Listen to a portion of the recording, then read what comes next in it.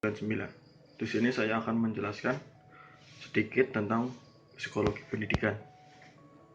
Yang pertama, pengertian psikolog pendidikan, yaitu cabang dari ilmu psikologi yang mengkhususkan diri pada cara dan memahami pengajaran dan pembelajaran dalam lingkup sekolah atau pendidikan.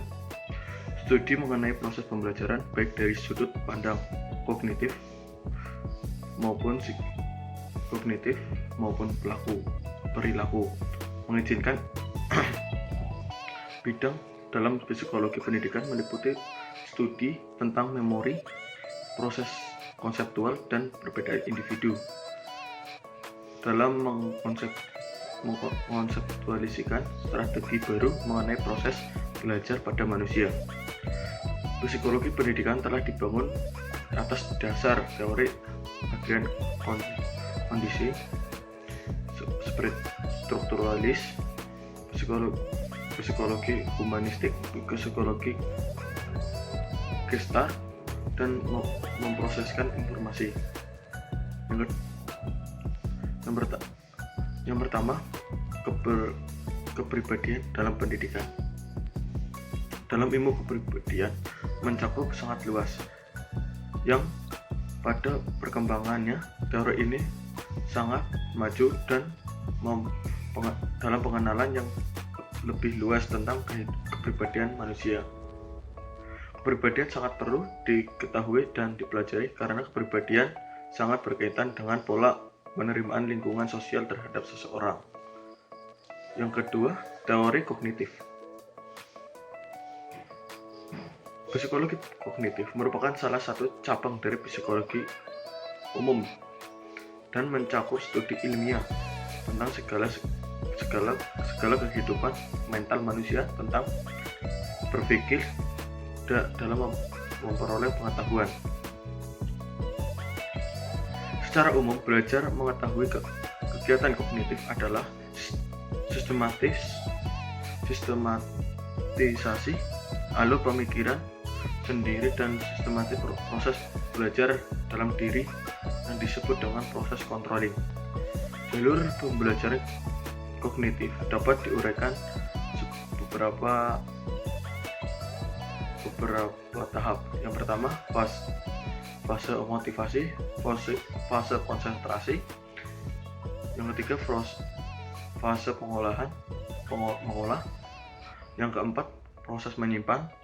Yang kelima, proses menggali. Yang keenam, proses prestasi.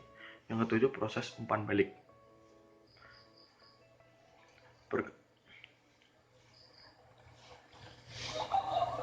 Sasaran belajar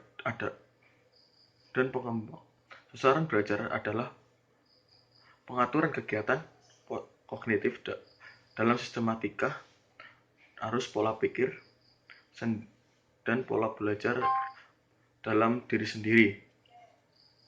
Untuk menunjukkan dan pengaturan kognitif, terdapat fase-fase jalur belajar pengaturan kegiatan kognitif, di antaranya motivasi, fase yang pertama fase motivasi, yang kedua fase konsentrasi, yang ketiga fase pengolahan, dan keempat fase umpan balik. Selanjutnya, pengembangan inteligensi anak menurut Piaget mengandung 3 aspek, yaitu struktur, content function. Adapun tahap-tahap pengembangan menurut Piaget ialah kematangan, pengalaman, fisik ataupun lingkungan, transmisi sosial. Selanjutnya, program Piaget terbagi beberapa tahap. Yang pertama, tahap sensorik ataupun motorik dengan usia 0 sampai 2 tahun. Yang kedua, tahap berpikir praoperasional, yaitu di kisaran antara 2 tahun sampai 7 tahun.